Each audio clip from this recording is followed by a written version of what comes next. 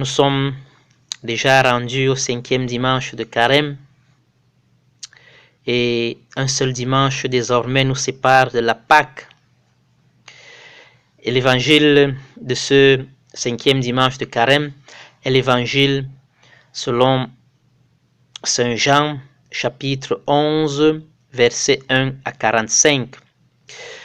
S'il fallait donner un titre à cet autre dimanche de Carême, le titre que je proposerais pour ce 5e dimanche de Carême est la passion de Jésus. La passion de Jésus. Eh bien, qui aurait déjà lu l'évangile de ce dimanche de Carême pourrait me faire une objection, pour exprimer un avis contraire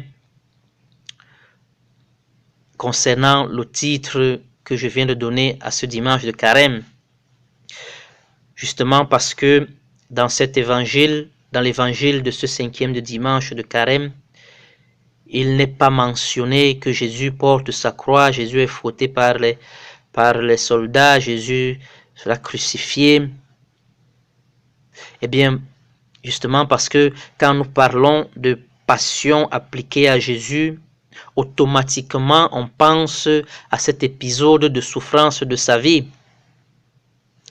Mais j'ai choisi partie d'une autre définition de la passion qui, à mon avis, permettra de comprendre mieux cet épisode de souffrance de la vie de Jésus. Les dictionnaires, ou mieux, le dictionnaire que j'ai consulté, donne une autre définition de la passion et définit la passion comme le mouvement de l'âme, l'inclinaison de l'âme. Le texte, l'évangile de ce dimanche de Carême reporte l'épisode de la résurrection de Lazare, cet ami que Jésus aimait, le frère de Marthe et de Marie. L'évangile nous dit que Jésus, une fois rendu au lieu de deuil de Lazare, mort il y a 4 jours, rencontre ses sœurs. Et pendant qu'il rencontre Marie, l'une des sœurs du défunt, Jésus nous dit, l'évangile frémit et son esprit se tourba. Et le verset 35 qui vient immédiatement dit que Jésus pleura. Jésus pleura.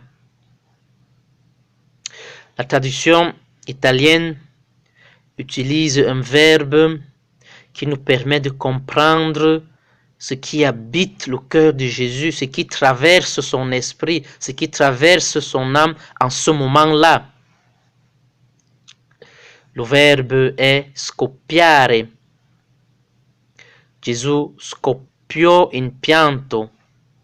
Scoppiare veut dire exploser. Jésus explose de pleurs. Jésus explose en pleurs. Il explose de pleurs.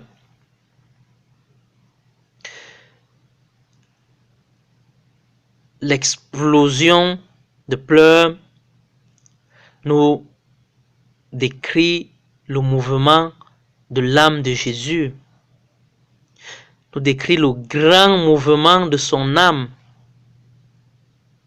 nous décrit ce qui traverse son âme en ce moment-là.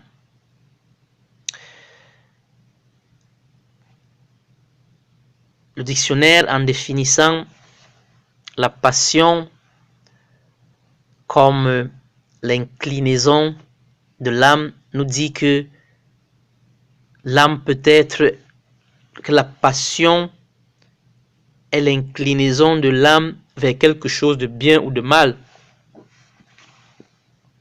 Mais le texte nous dit que parmi ceux qui étaient présents au lieu du deuil,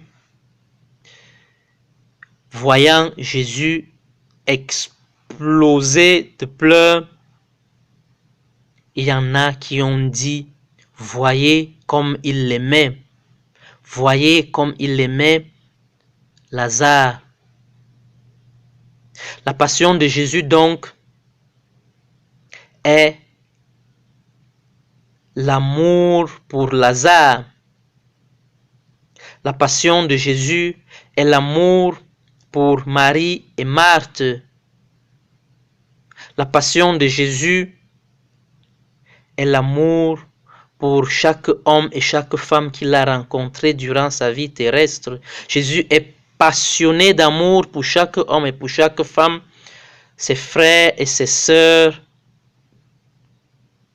engendrés par la parole du Père à son image et à sa ressemblance, engendrés à l'image et à la ressemblance du Père. Jésus est passionné d'amour.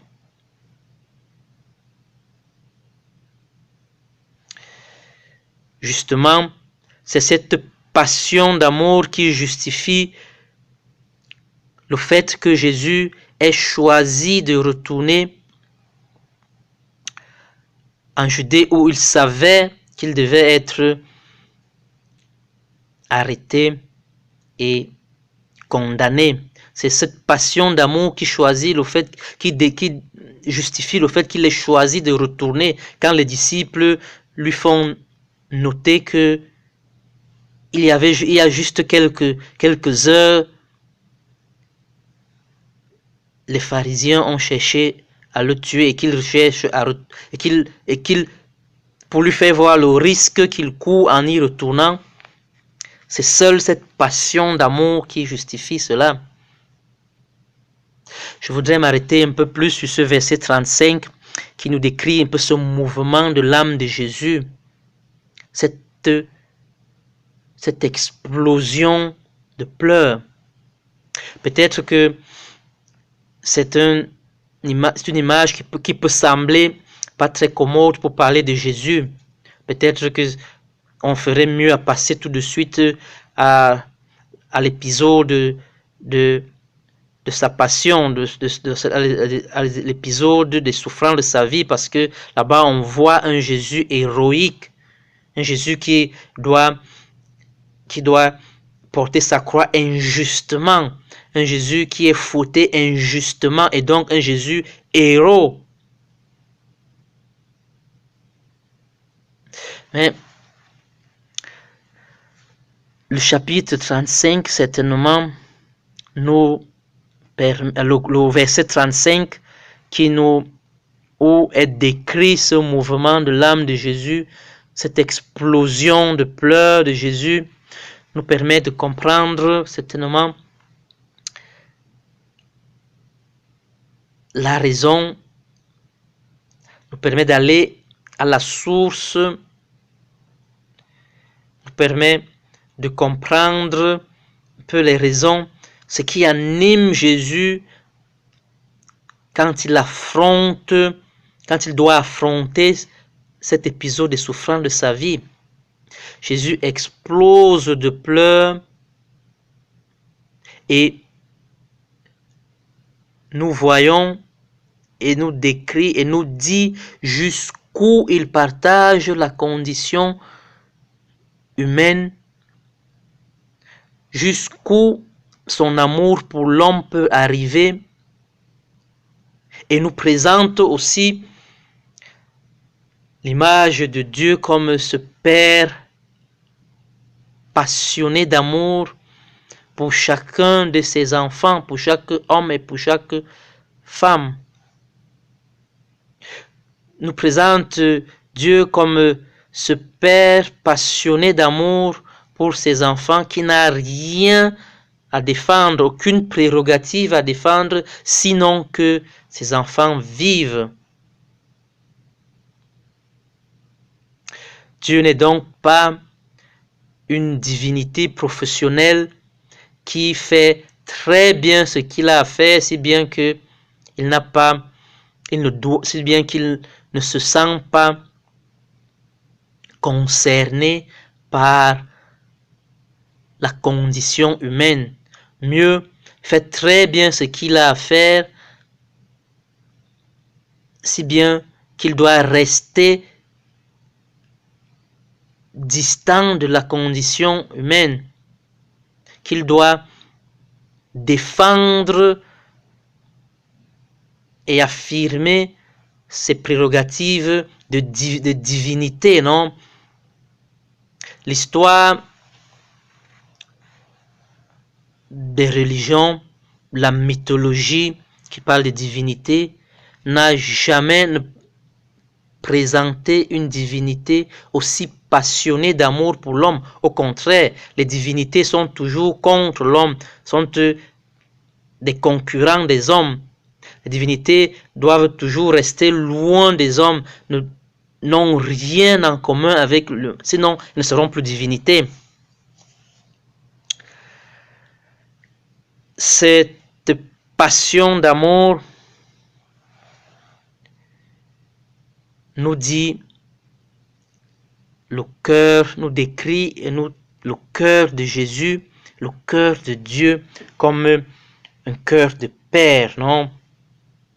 Alors, c'est donc cette passion d'amour qui justifie le geste de Jésus concernant Lazare.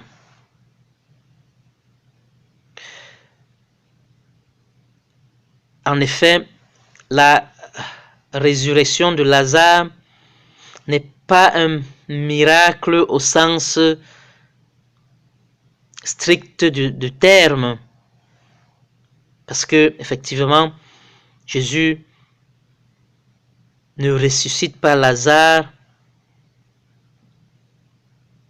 en accomplissant des gestes miraculeux comme dans certains épisodes de guérison.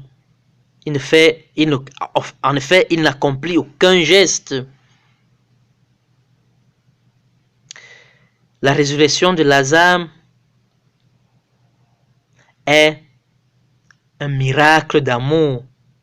Dit jusqu'où l'amour peut arriver, jusqu'où l'amour de Dieu, l'amour de Jésus peut arriver pour l'homme, jusqu'où l'amour de Dieu arrive pour chaque homme et pour chaque femme. Le Cantique des Cantiques, chapitre 8, verset 6, dit que l'amour est fort comme la mort. Seul l'amour peut vaincre la mort. Seul l'amour peut donner la vie. Et justement, c'est fort de l'amour de Jésus pour Lazare que Lazare ressuscite. Comme c'est fort de l'amour de Jésus pour chaque homme et chaque femme que les hommes ressusciteront, que l'homme ressuscitera, que la femme ressuscitera. C'est fort de cet amour que la résurrection est possible, parce que Jésus ne ressuscite pas Lazare pour avoir plus de crédibilité dans son entourage. Au contraire, nous savons que la décision de sa condamnation, de son arrestation et puis sa condamnation à mort advient après qu'il ait ressuscité Lazare. Parce que c'était le geste plus extrême, plus grand, plus fort que Jésus a accompli. Ce geste d'amour plus grand, l'amour qui donne la vie, l'amour qui fait vivre. Bien de fois, nos relations d'amour se transforment en tombe de l'amour. Nos relations d'amour nous font mourir au lieu de vivre. Mais cet épisode de l'évangile nous dit que l'amour fait vivre. C'est fort de l'amour de Jésus pour Lazare que Lazare ressuscite.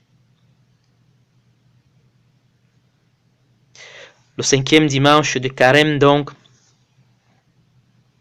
nous dit que la résurrection n'est pas une institution religieuse, c'est-à-dire ce n'est pas une doctrine religieuse, ce n'est pas parce que les religieux, les experts religieux ont décidé qu'après la mort, il y aura la résurrection, qu'il y a la résurrection. Mais la résurrection de Lazare nous dit que la résurrection est un fait, est une réalité existentielle. C'est une relation avec Jésus, résurrection et vie.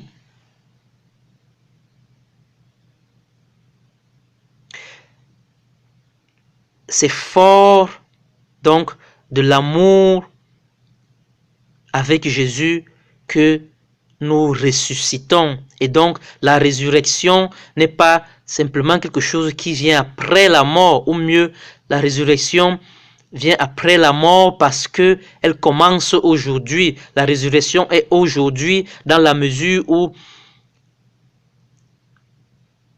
ma relation avec Jésus est une relation forte d'amour.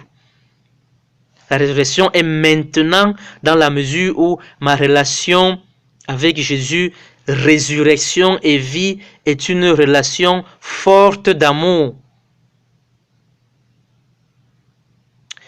Alors, le 5e dimanche de Carême nous dit que il n'y a plus rien qui puisse nous tenir esclaves par peur de mourir, par peur de la mort, parce que la passion d'amour de Jésus